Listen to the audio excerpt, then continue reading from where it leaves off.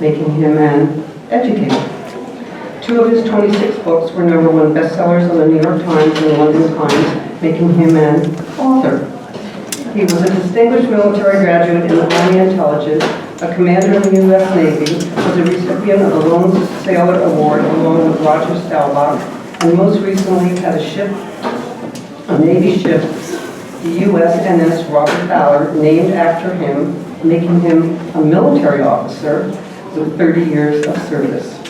He co-produced more than 35 television specials, receiving numerous Emmys as well as film nominated for an Academy Award, and worked with Steven Spielberg to produce the TV series Sequest DSB, making him a filmmaker.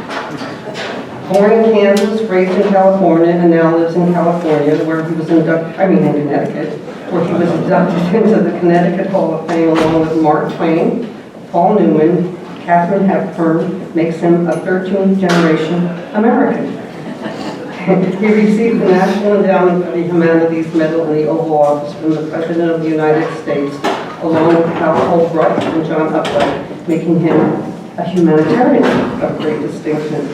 And finally, he was the founding director of the National Marine Sanctuary Foundation, receiving their Lifetime Achievement Award for helping to create and expand America's marine sanctuaries, making him a conservationist. So that makes Dr. Robert Ballard a scientist, explorer, educator, author, TV producer, military officer, humanitarian, conservationist, and an American presently living in the state of Connecticut. What more can I say?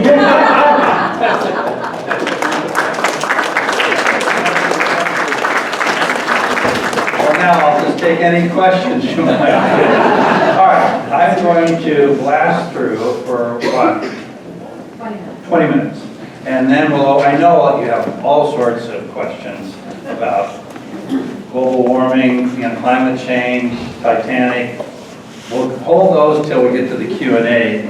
But I want to tell you what, after you do, I'm 83 years old, but I'm still in my game. I misread the definition of retiring. What I did was I went into Webster Dictionary and I found one I liked, and it said, halfway through the Indianapolis 500, the racers race into the pit, get a new set of tires and race out, and it's called retiring. So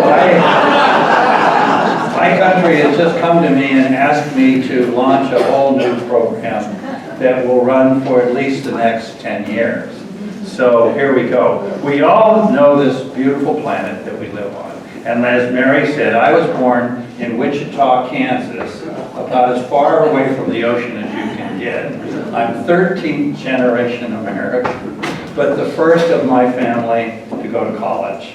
And not only went to college, got a PhD, as did my brother. So I'm a kid from Kansas that was there about 4 minutes because my dad was flying planes and building planes, and I woke up in the Mojave Desert when they broke the sound barrier. But anyway, here's what I'm up to. We all know the story of 1803, when President Thomas Jefferson paid $31 million, good piece of change back then, to acquire the Louisiana Purchase from Napoleon.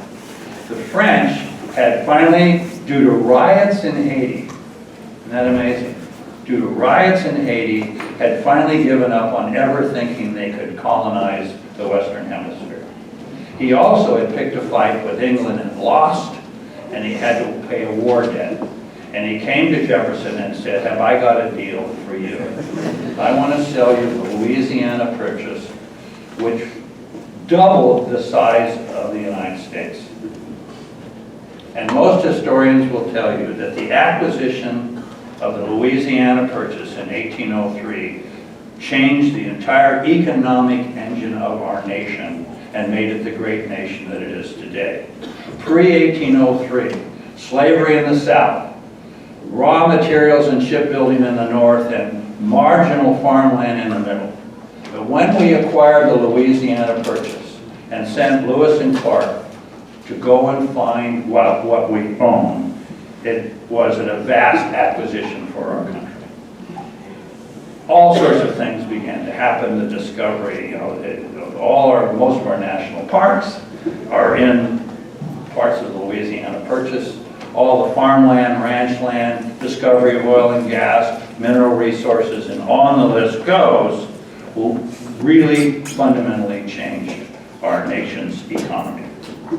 So, flash forward, 1983. President Reagan picks up a pen, and for the price of a pen, redoubles the size of the Louisiana purchase. Actually, it acquires 5.5 Louisiana purchases. Think about that.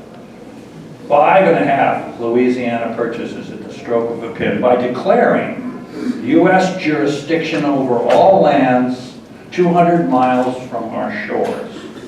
And we call it the New America. That is American territory.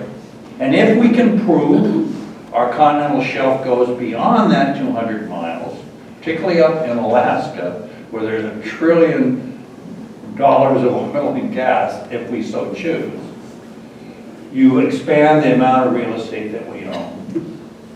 So, I've been charged to respond to a request from our country to do what we call the second Lewis and Clark expedition.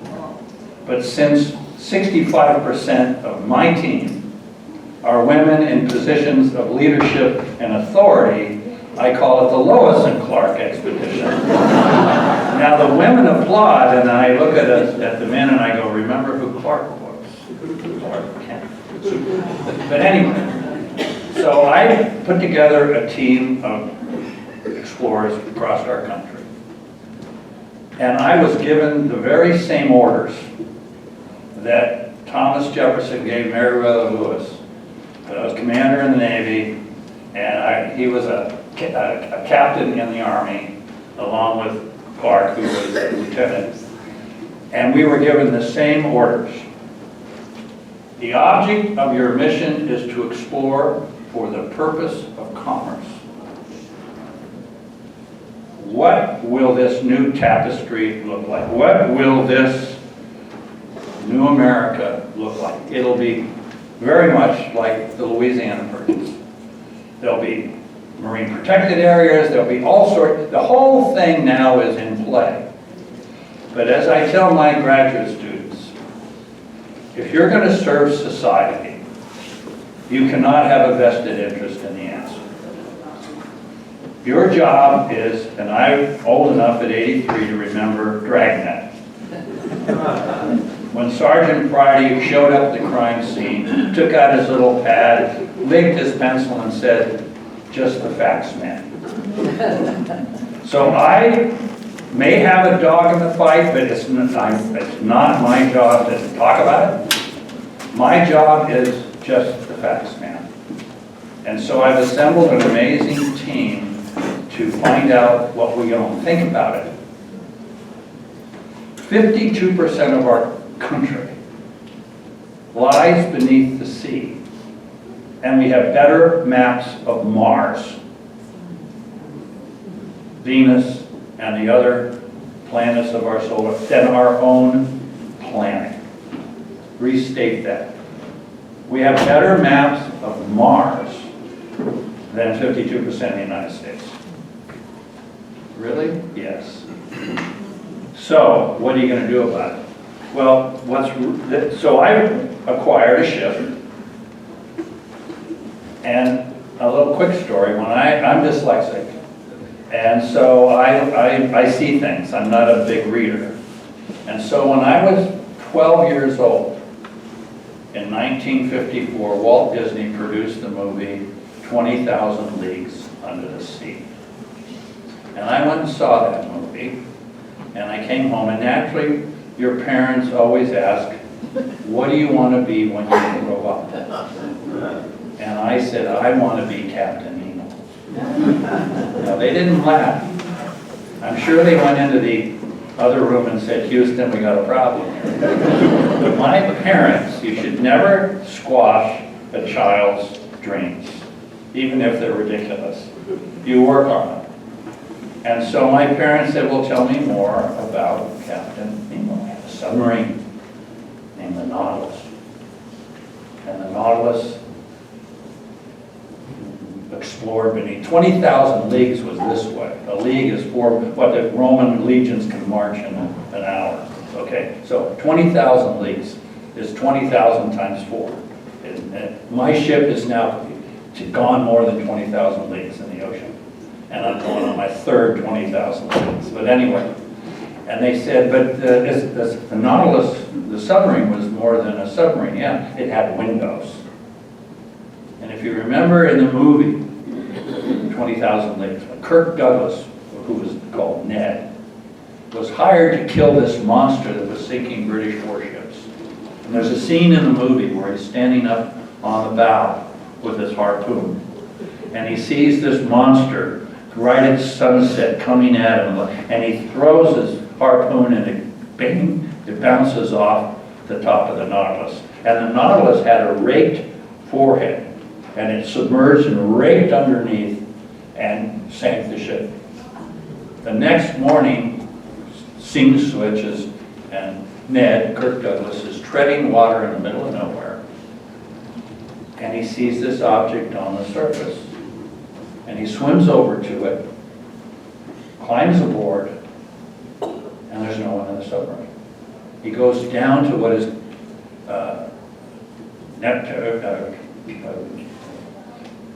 Captain Nemo. My email address is Captain Nemo, but don't send me. Captain Nemo, he goes down and there's this big window, if you remember. And he pushes a button and it opens like the iris of a camera. And he's looking out. And this kid, this dyslexic kid, is glued to the movie screen. And I see them walking on the bottom of the ocean. See, born in Kansas, grew up in California, staring out at a featureless horizon. As a childhood, I was out and about, ADHD. Boom, my mom said if you were twins, we would have drowned you, but you were not going to handle water. And I was always going in the outback, because I didn't like society. I didn't like the rules that were written by non-dyslexics. So I was always gone. And my beach was going to the beach. I remember Robinson Crusoe when they saw the footprints of Friday in the sand. I always walked the shoreline. I have at home a jar full of shells from all the world's oceans that I picked up and put in my jar. And I love tidal pools, because I go in a tidal pool and they change every 12 hours, and I go in there one time and there's an octopus that got trapped and it's hiding, and then there's a crab that will fight to the death. And I just love that process, but when I looked at the ocean, it was a flat, featureless horizon. And they were walking on the bottom of the ocean, and I went, the ocean has a bottom. And I became fixated on the fact that the ocean has a bottom, and not only has a bottom, it's the largest mountain ranges on Earth. It has the greatest number of active volcanoes. I went on a 20,000 foot dive that was 20,000 feet straight down on a wall off the Cayman Islands. That's your flat ocean, 20,000 feet. When I put the Grand Canyon in the Cayman Trough, the Grand Canyon is a ditch. Mount Everest is a molehill up against the largest mountain ranges that are beneath the sea. 23% of our planet's surface area is a single mountain range.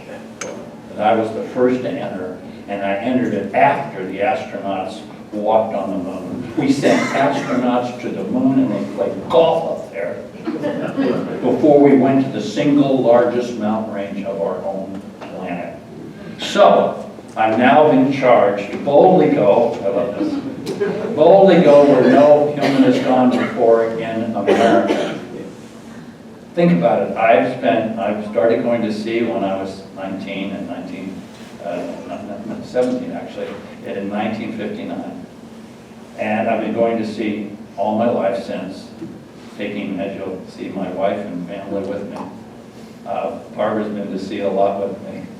My kids have as well. But think about it. Here's the problem. I'm going where no one has ever been. Okay. So what am I going to find? I mean, kids always say, what are you going to find? What are you going to discover next? And I said, I don't think you understand the process. I have no idea what I'm going to discover. I've discovered hydrothermal vents, which is the origin of life on our planet. We've discovered black smokers, which is full of copper, lead, silver, zinc, and gold in commercial concentration. We've made numerous discoveries that we tripped over. What I always love is looking for A and finding B, which is more exciting. So now I'm being charged to go boldly where no one has ever been. So how do I going to do it? So here's my ship. Naturally, it's the Nautilus. And here's how it works. So I'm a professor at the Graduate School of Oceanography, URI, and also still at the Woodsville Oceanographic Institution. But over at the University of Rhode Island, I built a building called the Inner Space Center. I had to do it for Houston. You got your outer space, I got my inner space center. And here's how it works. We're on the Nautilus, we put our robots down, and this is the first generation of robots, you should see the ones we're putting down now. But it's basically, we put a vehicle down. See, for 25 years in the Navy, I spent a lot of time at a submarine down at an electric boat, down at the Navy base built by an electric boat called the NR-1, where I went under, it was the modern day version of the Nautilus, has windows, works on the bottom. And I spent a month at a time exploring with the NR-1. And so what I wanted to do was when I made it, for example, when I dove in Cayman Trough where that wall was, I dove in a bathyscaphe. It took me 6 hours to get to work in the morning. To get down to 20,000 feet, coefficient of drag on descent and ascent. And 6 hours to get home. I'm spending 12 hours in an elevator. The Titanic is at the average depth of the ocean. It took me 2.5 hours to get to the Titanic, 2.5 hours to get home. I'm spending minutes and a few hours. So what I wanted to do was devise a technology I call telepresence to move my spirit, not my body, and do it through robotics. If I put my vehicle down, I can move down that fiber and stay down indefinitely. And so the idea is I put my vehicle, this carries my spirit. I think I'm in it when I'm operating it. This is on the Nautilus. But that guy is hooked up to a second vehicle that is the eye in the sky, because I have to decouple all motion of my robot so I can do very fragile things while connected. So I have to have another vehicle that dampens out the heat of the whole ship.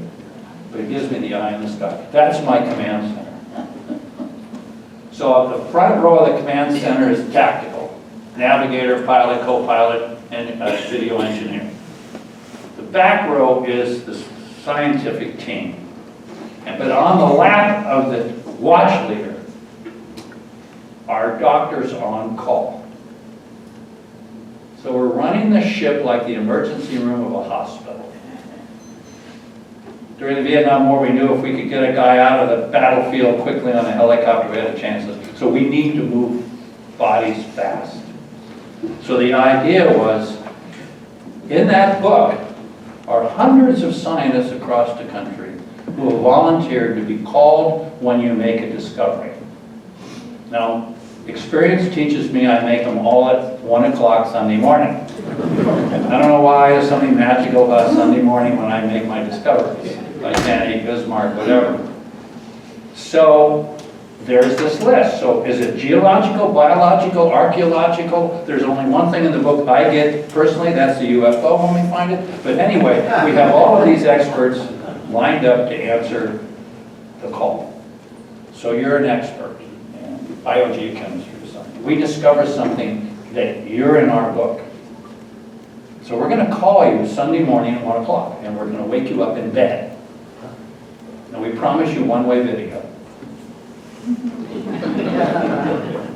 And we say, so Sarah, what do you think? So Sarah boots up her lap, she's in bed, in her house, right here, and boots up her laptop, and we stream her the discovery right to her, and we patch her into the pilot and say, make a decision. Is this something to get excited about? or do we go on? 97% of the time, she flies out of her bed, and she has to be close to a command. So we're going to beam her from the bed through the Inner Space Center. This is the Inner Space Center running 24/7, just like we're running 24/7. And then she can go to her own personalized console. So here's a personalized console that she can, at a university. Most universities are on Internet 2 level 3. This guy. All major universities have 10 gigabits of bandwidth. So I can create a pseudo presence. I can fool your mind into thinking you're there. Now when that hit, I have it in my home. I can actually do expeditions from my home. You will have it in your home when you want to take a tour of the Serengeti and get a phone bill.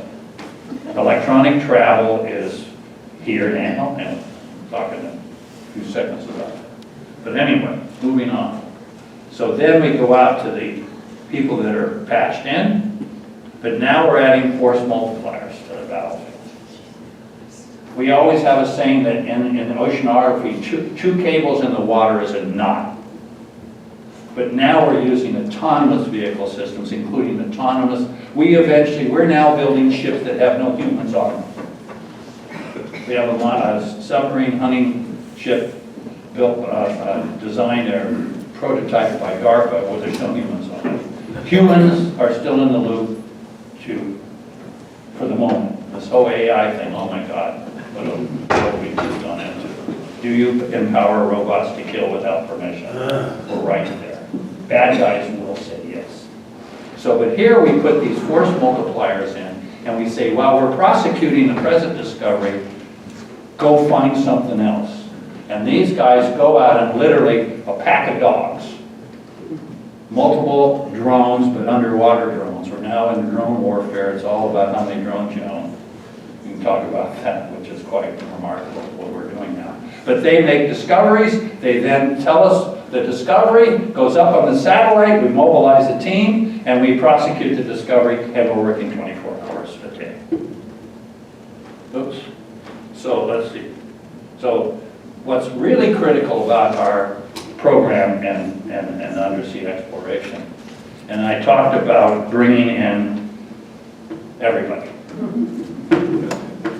I have every pronoun, I have every kind of American you can find. We are 4.2% of the global population and declining.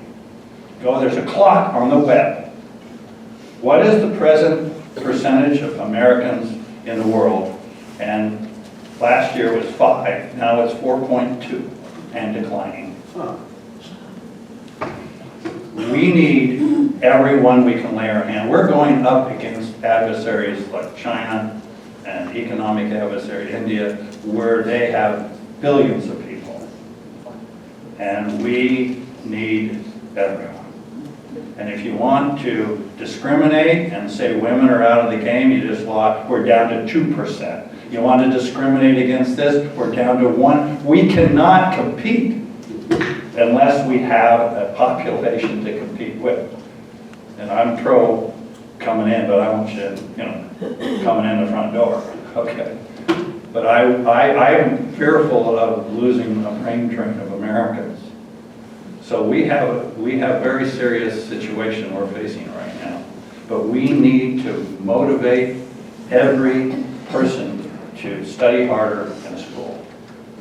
I have a staff that does nothing but answer my fan mail. And I get thousands and thousands of letters from kids. And they say, what do I have to do what you do? Study. I quadruple majored in math, physics, chemistry, and geology. You need to study, because the job you're studying for, the company doesn't exist yet. We are going through such massive paradigm changes, almost getting disruptive to some degree, where we are constantly coming up with new ways of doing things. So we need broad-based educated population that can, like I say, you will not work for the railroad, retire at 65. You will retire from a company that doesn't exist right now. So we need to have a well-educated workforce that's very diverse in their abilities and nimble on their feet. But we need everybody. Like I say, I'm dyslexic. 20% of our population are dyslexic. We have a different brain. You don't change us. We are gifted, though. There's a book called The Dyslexic Advantage. When have I ever seen those two words next to one another? And it says that the new version of it talks about that dyslexics are the great explorers. They are the hunters of hunter-gatherer society. I'm a hunter. And I'm really good at what I do, and I can do it in the dark. And my daughter, who's my fellow dyslexic, she gave me a little sign, not all who wander are lost. And I am really good at what I do. And so on my ship, I have a complete television production studio working 24/7, live, broadcasting out to all these amazing venues. We reach 20, go to our website. Right now my ship is in Manila. It's just in the shipyard. We stood down for the, we stand down for the winter for a few months. It's in Manila right now, but nautiluslive.org. And when we sail, it's 24 hours a day. You can be on our ship, in our room, hearing everything that's going on, and ask questions. We take and answer tens of thousands of questions because we actually have experts that can answer the questions on our network. But the worst thing is, the hardest thing to do is when a teacher doesn't know the answer, they tend to dodge around it. We have experts in all major disciplines, and the teachers going to school as well in disciplines that they're going back to school along with us. So we've done, like I said, last deployment we did 700 one-on-one programs in the schools. This is so cool. And we have the greatest teachers now that are running that program. So we bring educators out with us and broadcast. We also then have an amazing intern program to bring in all the different kinds of things that we're doing. So we have educators, storytellers, artists.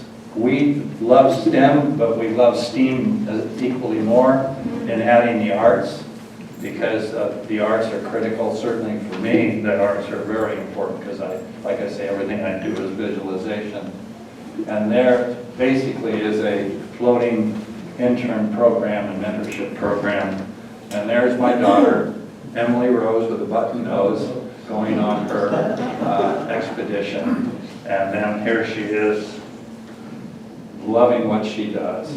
But again, what we want to do is to use all of our kids as these amazing role models for all the other kids that are watching. So that's what I'm up to.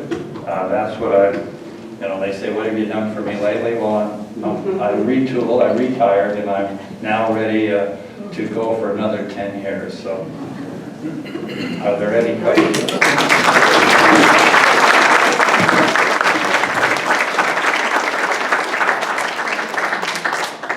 If I can get back to planet Earth, because I know that we talked about my favorite is our planet. Yes. Yes. How far have you gone through this process in terms of mapping all this other area? We're a third of mapping America. We've got 2/3 to go. And the timeline on that and your estimation? 2030 something, we should have it mapped. We finally will have a map of our planet. We'll know what we own. But not only do we have to make a map, we have to then, what's the map? What's the mountain range? And what's there? Well, what's there? What do we own? I would like it, in one of my parts of my introduction was my passion for conservation of marine protected areas. I view them as nurseries. I mean, I view that you need the nurseries. And what we've discovered in our look at the ecosystems, not only just of the oceans, but of ecosystems in general. Yellowstone's a classic example when they reintroduced the wolves. They chased the elk back to where they belong. And what we have found, and there's a great colleague of mine named Enrique Sala, and you can look him up, it's called Pristine Seas. And so what he's done is to go around the world to areas that are still untouched, pristine seas. And when he dropped in the water, all he saw were predators. And I said, well, I was taught that triangle where you had the apex animal and then all these, it was a triangle like that, and you look like you've inverted the triangle. He says, no, the shark lives for a long, long time. The base is reproducing so fast that when you calculate the biomass, it's a triangle. But when you take the predator out of the game, the system collapses.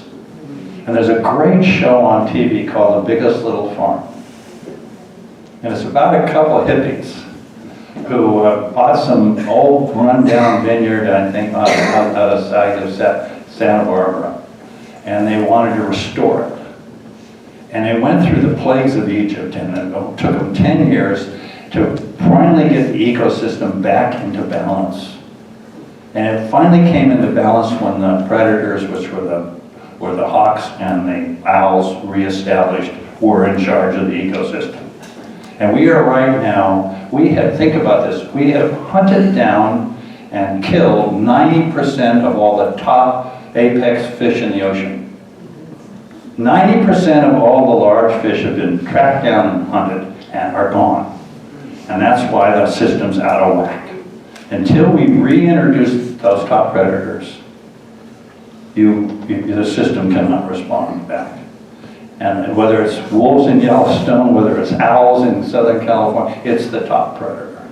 We're eating the lions and tigers and bears of the ocean. And that's why it's collapsing. So these are all, we got a lot of work to do. But I'm optimistic. There's a great project. Another thing you want to look at, the Ballard project. There's a great project where they took a top predator. Well, we go to the restaurant down here and we buy hamachi or kapachi. It's yellowtail sushi. It's a reef, a predator. And they took this reef fish in Hawaii, and they took it out of Hawaii where it drops down 20,000, 15,000 feet. And they put it, they had nurseries ashore where they made the fingerlings. And they took them out and they put them in big cages and submerged them 90 feet so ships couldn't run into them. And they put them in the gyre. There's gyres because the big island of Hawaii is like a boat, so it has eddies behind it. And they put them in the eddies, and it goes around in the eddies. So they don't have to worry about it, just put it in, they can track it, and then they can move it back into the eddy. So these guys, they put these fish, these fingerlings in this big cage, not quite as big as this room, but getting close to it now. And then they call it up, and then they had a conversation with this predator. We're going to flip you to a herbivore, whether you like it or not. We're going to feed you soybean pellets. And the fish says, I guess I'm a herbivore. And they flipped it from a carnivore to a herbivore. And when you take a pig to market, it takes 5 months to bring a pig to market. And you can sell it for $1.50 wholesale. They can sell kapachi sets 10 times more valuable in the marketplace. And they can produce protein from these fish by flipping them to her. And I had the guy, we did a TV special on it with National Geographic at Into the Deep. And I said, will you mail me, FedEx me some of these fish, because they're about 5 pounds when they come to market in 8 months. Put them in freeze and send them to me. Don't freeze them, and they flew the doggone fish to us here. And we had a little tasting. I went down to the local restaurant and got the same hamachi, and I did a taste off, and everyone liked mine better. And the point is, it's scalable, because in the tropics, the reason it's so pretty in the tropics is the nutrients have been boiled off. It's hot. So they're literally, the water's sterile, guys are transiting through it. But the water off Hawaii in the Midwest has very little, it's not a reef, it's in 15,000 feet of water, and there's just people going through it. So we're taking water that's producing nothing and now turning it into a fish farming, and it's scalable to tremendous dimensions, and we can feed the world. Now what they're trying to do is to move away from soybean, because our farms are collapsing. There's another film you want to watch on TV, on YouTube, called Kiss the Ground. And it's all about our farming practice of clear cutting and the loss of topsoil. If you stand at New Orleans and watch the Mississippi go by, 15 million cubic tons of topsoil goes by daily, called the Mississippi Delta, because we're losing our farmland. And they say our farmlands will collapse in what is it, 50 harvests. It has 50 harvests left before it collapses for lack of topsoil. So we have to look at the loss of our farmland, and the ocean is going to be able to feed us, and that's a big part of what our mission is to find how to do that. We're also looking on how to help move corals. Corals are on the move through their offspring away from the equator because of coral bleaching and acidification. They're on the move. They move 14 kilometers away from the equator to the north and 14 kilometers to the south. We're trying to find places where they want to move and move them. So we have huge programs where the ocean is going to be critical to our survival, but we don't even know what we own. And fortunately, I've been able to go to Republicans and Democrats and get them to agree. Because I asked them the simple question, would you like to know what you own? I'm not saying what you're going to do with it. I just say, don't you want to know what you own? And I've had uniform approval by both Republicans, and of course I want to know what we own. Well, we don't know what we own. So thankfully we're able to survive right now by being able to actually, you don't talk to them at the same time. Because they have a different agenda for what we own, and I say, we do not have a dog in this fight. Our goal is to know what we own, and they've been approving us. When things get zeroed, they actually, remember the Senate and the House control the purse strings. Yes, sir. Artificial intelligence requires an enormous amount of electricity, which means it requires an enormous amount of water. Why do you want, you know what I would have done if you'd elected me President of the United States? A Manhattan Project on nuclear fusion. They finally cracked it. They're finally get less energy in than out, and the researchers say it'll take 2 decades. And I say, not if you did a Manhattan Project. American ingenuity, you can never underestimate American ingenuity and entrepreneurialism. I believe we should be hard on nuclear fusion, where energy is free and clean. And they're not, I haven't heard anyone talking. We just cracked it. I mean, during the during the Clinton administration, they thought they had cracked it, but it was not as it was. They put more energy in than they got out. But the most recent research are getting more energy out than they're putting in. So I'm all for heading across the board, but I just can't. It's not even in the conversation. It's either oil or gas or wind or solar. Where's nuclear fusion in the conversation? That's what I would just flat out on. I don't want to wait 20 years. Yes.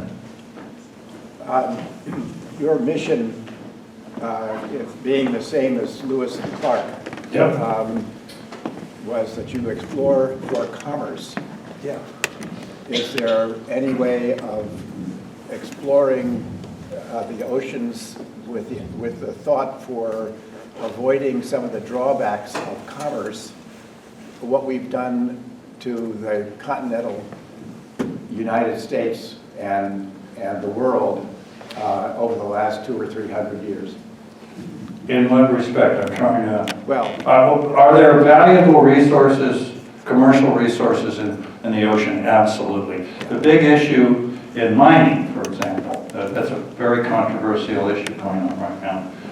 In 1979, I made a discovery of what are called black smokers. And you go online, they are non-smoke, but I'm driving along in a submarine and all of a sudden I look at this, look like Pittsburgh in a bad day.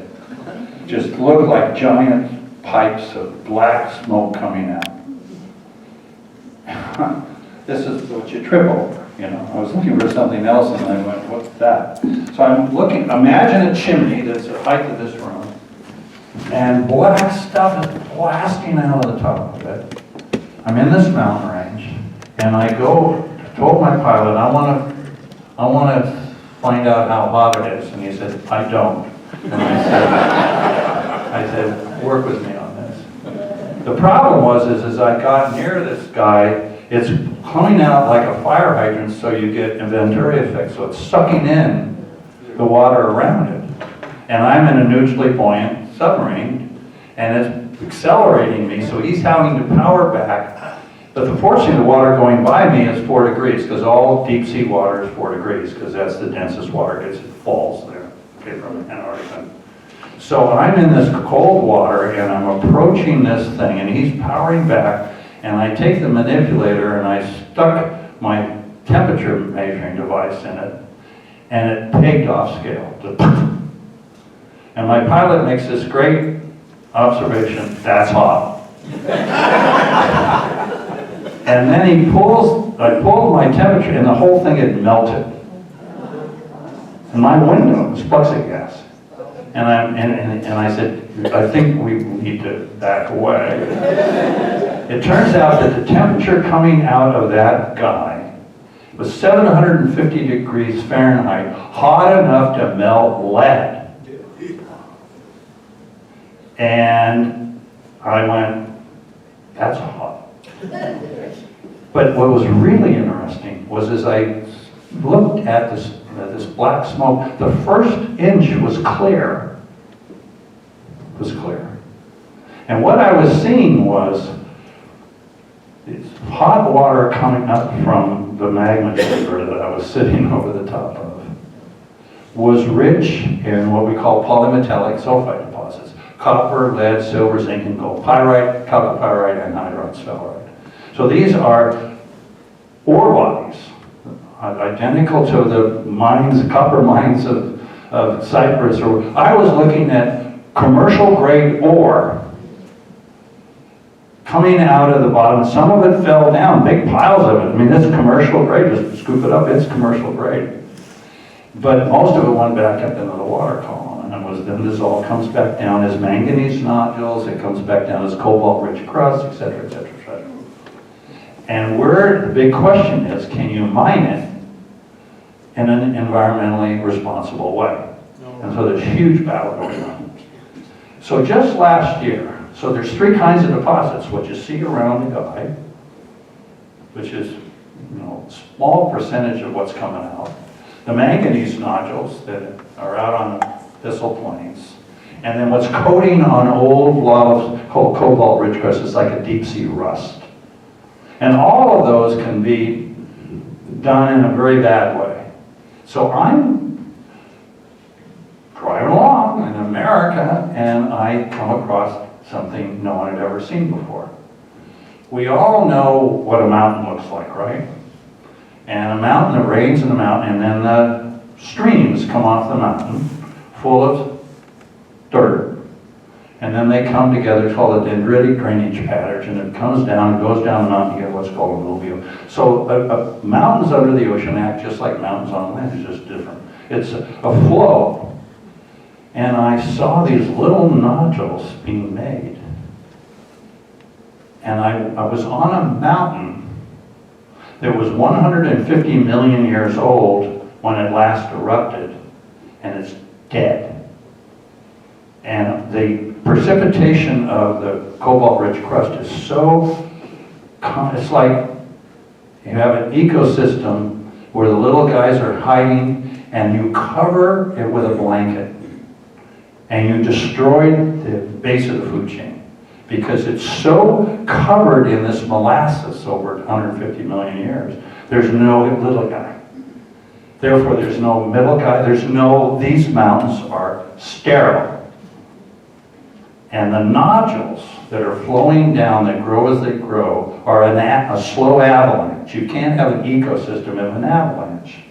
And I said, there's no ecosystem to destroy. So we're trying to get back and show that within our home, where I'm exploring, I have very rich deposits that have now, the National Academy did a simulation of lifting nodules, and it doesn't go back into the ecosystem, it has no impact. So it looks like we may have found a fourth deposit that's mineable. But again, my job is, and walk away. So yes, there are vast resources, but the question is, can you do them in an environmentally conscious way? Yes and no, yeah. We have time for 2 more questions. I got 2 more questions. Competitors, international competitors doing what you're doing, You bet. replicating. China, number 1. Number 2 and number 3. China is flat out. Yeah. We got our data and then they add to it. So one of the big fears of climate scientists is that it's a feedback loop whereby we raise the temperatures enough to have potentially massive methane releases. And But we're already getting that. And much of that's in flat days on the ocean bottom. Have you seen evidence of methane off gas? Absolutely. How do I say this quickly? Permafrost. If you look at the planet, up here, up in the northern latitudes, you have all across Canada, all across Scandinavia, all across Siberia, you have a massive amount of land that's been frozen, okay, and it's called permafrost, and it doesn't defrost. It is now defrosting. It's like opening the door of 12 trillion refrigerators full of vegetation, and it rots, and it releases methane. Methane is 25 times worse than CO2. We're now discovering massive thousands and thousands and thousands of methane seeps under the ocean that we didn't know that were there. See, the problem with atmospheric modeling is you put in what you know. You know, and I don't have time to tell my taking your PhD exam if you're an atmospheric modeler. You walk over to the examiner and say, what do you want it to be? But anyway, so something in, something out. So there is a massive concern about not only is the permafrost thawing and releasing methane. You go online, I had a colleague go up to Alaska, flew in and it looked like Dr. Zhivago, landed in a helicopter, all white, walked out on a frozen lake with an ice pick, hit it and flared it with his match, and it because of all the methane trapped in that. Not only that, all the transportation in the northern is based upon a frozen ground. It's now bogs. The roads are, you can't traverse on the roads. Now they have Airfix boats that have to glide over them. The roads are going because they're become a bog.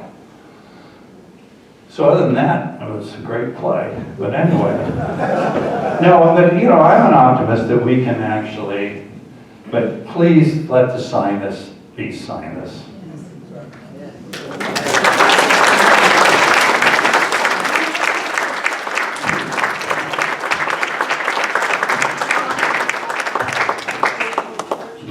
I don't know about you guys, but I have a lot to think about now. And if you want to hang around. Yeah. Bob doesn't have an offer. No, I got it. I think we have announcements.